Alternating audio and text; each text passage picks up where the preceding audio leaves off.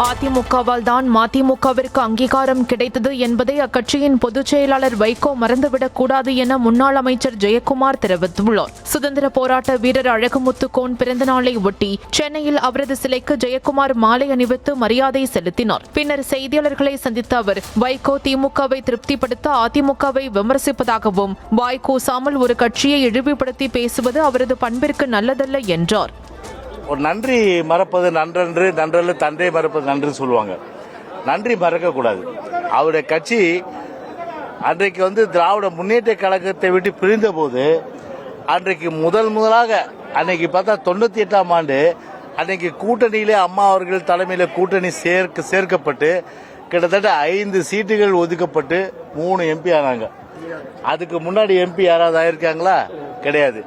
அந்த எம்பி ஆனது மட்டும் இல்லாம அந்த கட்சிக்கே ஒரு அங்கீகாரம் அன்னைக்கு அந்த பம்பர சின்னத்துக்கு அன்னைக்கு அங்கீகாரம் கொடுத்ததே அன்றைக்கு அம்மா அன்னைக்கு கூட்டணியில் இருந்ததால்